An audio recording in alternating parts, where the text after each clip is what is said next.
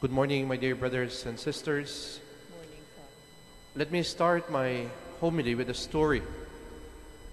There was an old church in Sweden where many tourists flocked because of its historical significance. And as the tourists entered this old church, they would recognize and see the huge life-size crucifix at the back of the church, exactly opposite of the pulpit. Kung nandito yung pulpit, gaya sa ating shrine, nasa kabila niya, yung malaking crucifix.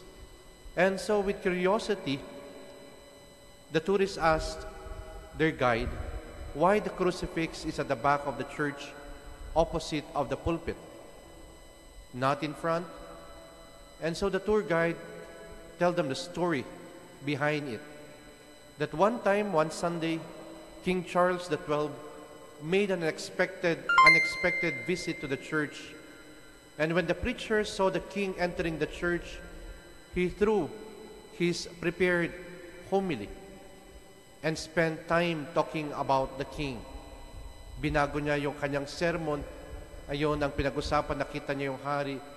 Pinag-usapan niya yung achievement ng hari, yung character ng hari, yung relationship ng hari sa mga tao.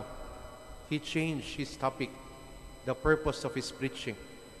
And so a few days later, the crucifix arrived in the church, a gift from King Charles XII.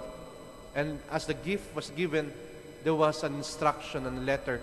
Sabi doon, you should place this crucifix opposite of the pulpit, so that from time on, whoever mounted on the pulpit, sino man ang tatayaw sa pulpit, sa lectern, makikita niya yung crucifix, and he will be reminded of the purpose of his preaching, the reason of his preaching. Hindi niya babaguhin yung reason and purpose ng kanyang pagtuturo. My dear brothers and sisters, this is also Jesus wants to emphasize in our gospel for today. Jesus wants to tell the people the reason of his mission, the core of his mission. As Jesus said in the last part of the gospel, which is what I want to reflect for us today, Jesus said, to the other towns also I must proclaim the good news of the kingdom of God, because for this purpose I have been sent. For Jesus, he was very clear what is his reason, his purpose.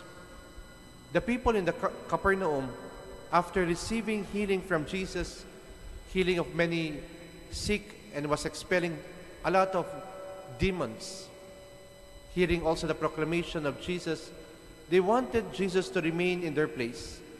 The people of Capernaum were so impressed by the ministry of Jesus, and they wanted to prevent him from leaving them. They wanted Jesus to continue his healing ministry. As the people would probably say, dito ka na lang sa amin at magiging sikat ka. Yet Jesus did not give in to what the people of Capernaum wants him to do. Jesus knew his purpose. Jesus knew that God wanted him to proclaim the kingdom of God to all over the world.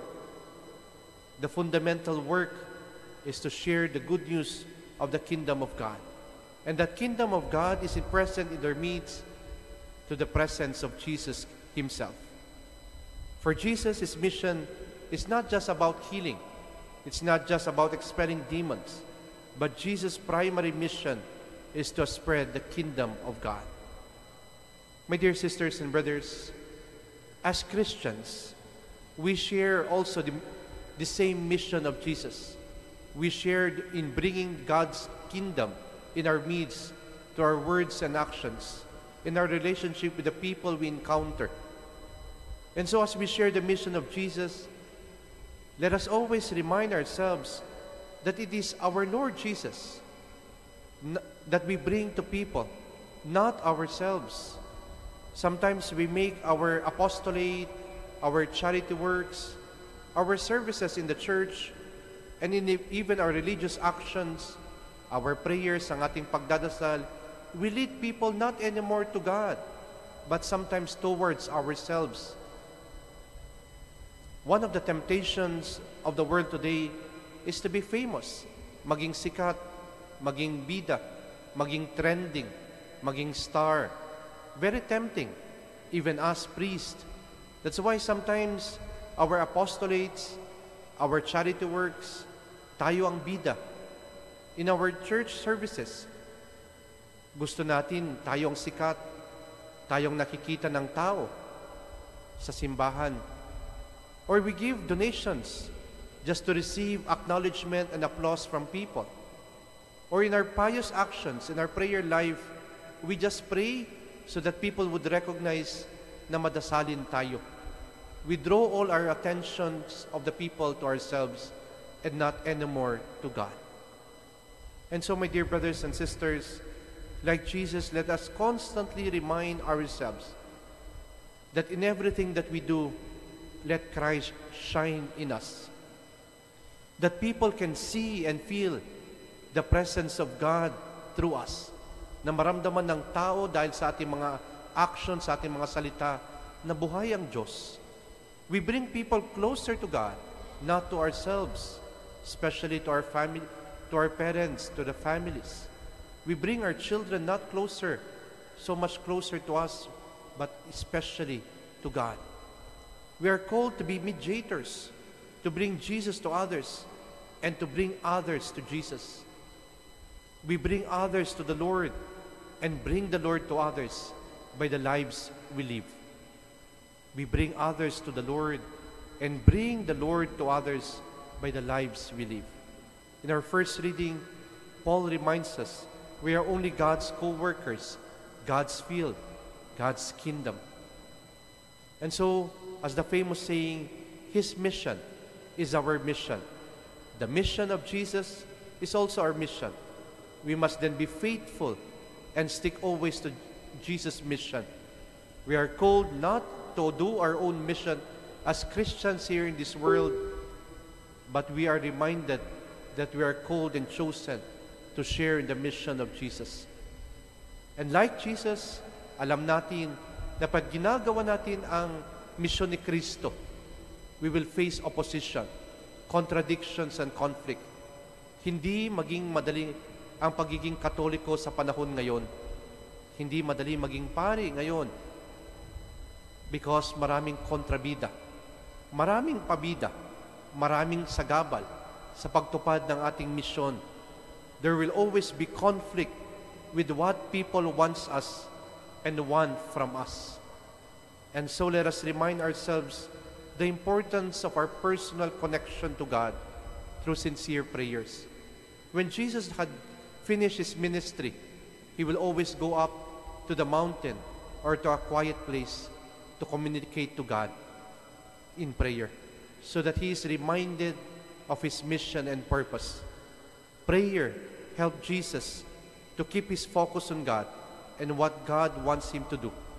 Hence, prayer will always help us discern and focus on the Lord's will in our lives.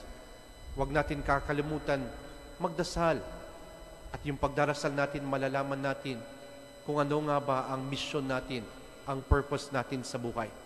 Our prayer will always give us also strength and courage to take the path the Lord wants us, even though it may not always what other wants us from us. Let us then remind ourselves this morning in our Mass and pray that what matters in our life as Christians, especially in our society today, what matters most in our life as Christians is that we do God's mission, not our own mission.